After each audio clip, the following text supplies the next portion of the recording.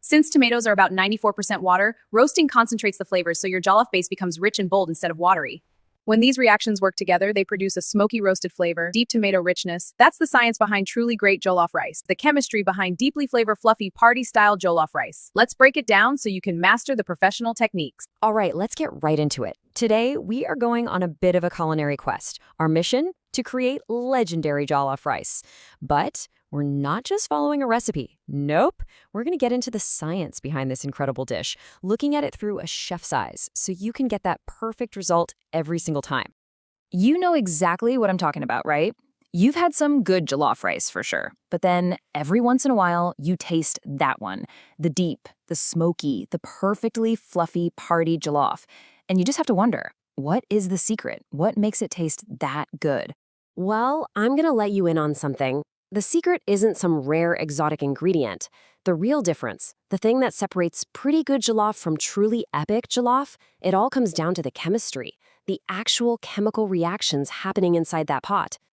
And that's the whole idea here, really. We're going to break down each step of the process, and we're going to use a little Doesn't bit of this look science to absolutely delicious? transform a good Freshly dish made into with something tender meat and absolutely fluffy rice. unforgettable. Enjoy. So think of this as a quest with two main challenges we need to solve. First, how do we build the most intense, complex flavor possible? And second, how do we make absolutely sure our rice comes out perfectly fluffy and separated? Never, ever mushy. Let's start with the flavor. The foundation, the very soul of amazing jollof, is built way before anything even hits the pot. It all starts with roasting your base ingredients.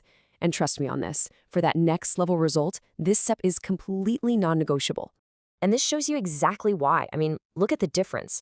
If you just blend your tomatoes, peppers, and onions raw, you're basically making a watery, kind of harsh-tasting soup. But when you roast them first, everything changes. The flavors get super concentrated. The natural sugars start to caramelize, and you create these incredible, deep, sweet notes. So what's actually happening on a chemical level?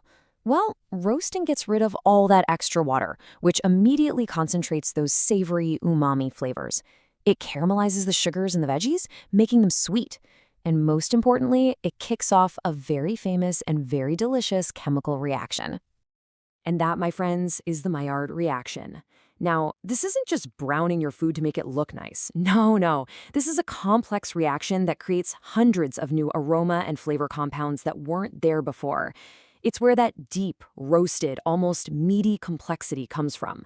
It is literally flavor creation happening right in front of you. Okay, so we've got our roasted, super concentrated base. Now what? The next step is to unlock even more flavor by frying it. This is where we take that incredible umami foundation we just built and really make it sing. Now, the process itself seems pretty simple, right? Heat your oil, add that blended base, and fry it low and slow.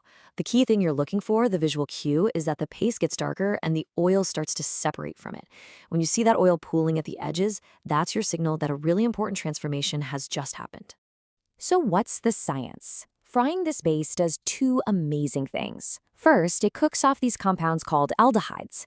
That's what's responsible for that raw, sometimes acidic tang you can get from uncooked tomatoes.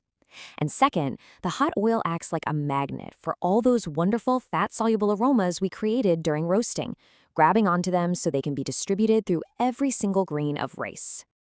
Now that you have that perfectly fried base, you can start building on it. This is the moment to pour in your chicken stock. Add your stock cubes for even more umami, and then start layering in those aromatics, curry, thyme, bay leaves, to really add depth and complexity to the whole thing. All right, mission 1 complete. We have built an epic flavor base. Now, it's time to tackle our second big challenge, getting that perfect, fluffy rice texture. And this part is all about becoming a master of two things: starch and steam.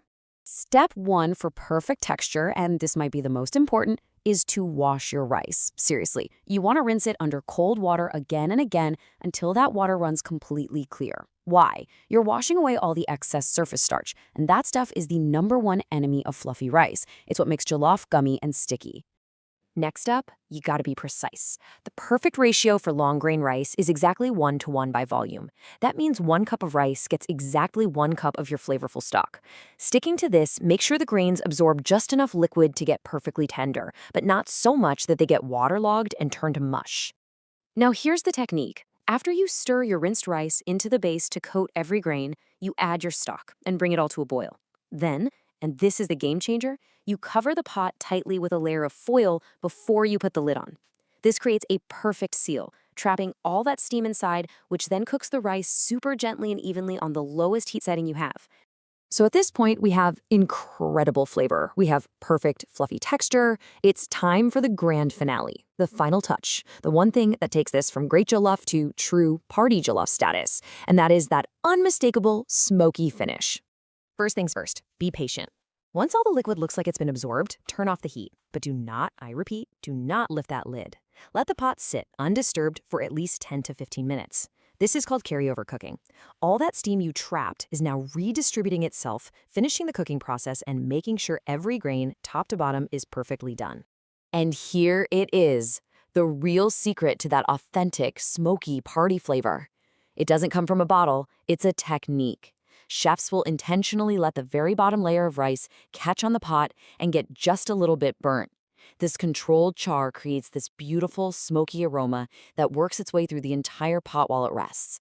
It's a fine line, for sure, but when you nail it, it's pure magic. So, there you have it.